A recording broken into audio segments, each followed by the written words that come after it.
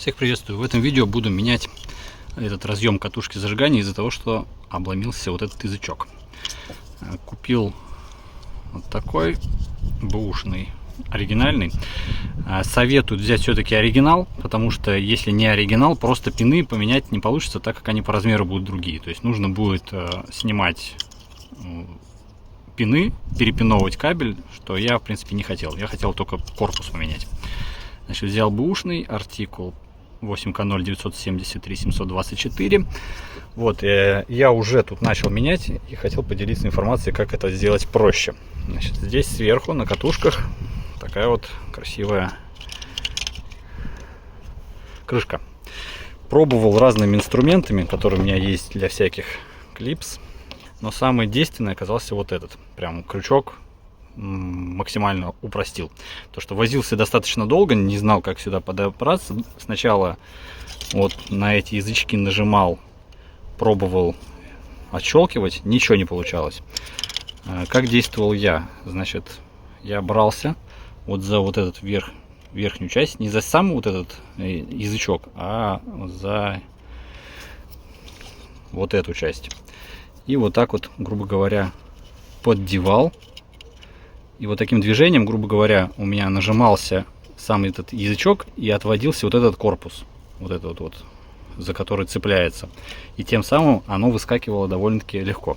То есть вот эти самые простые легко отщелкиваются, самые сложные это вот эти. Я с ними возился вот этими инструментами и вот этими инструментами очень долго. Не поддавалось никак.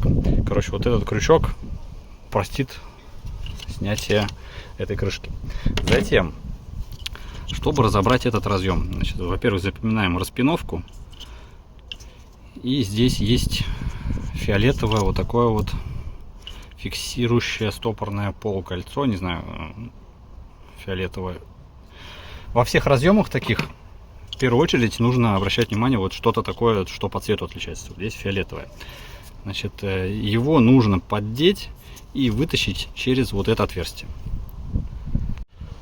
С помощью плоской отвертки, либо вот такого плоского съемника вытаскивается эта штуковина. Она уже, соответственно, очень старенькая, и пластик прям крошится. Вот эта вот штуковина уже обломилась. Для того, чтобы дальше извлекать пины, потребуется из этого набора что-то типа вот этого. Сейчас покажу.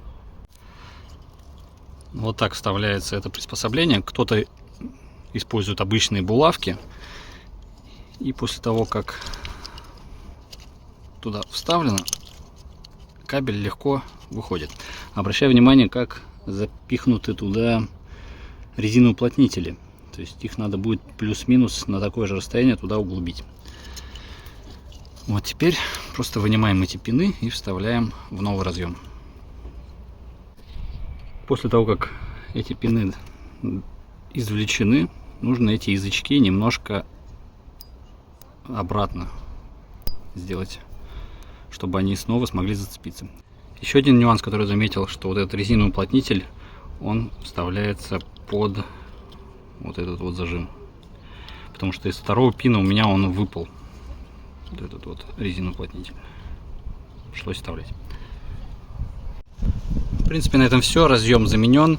Уплотнитель резиновые, пластиковой трубочкой такой разрезанный вдоль. Запихнул, чтобы туда остро ничего не пихать. Вот теперь все подключаем, защелкиваем и проверяем.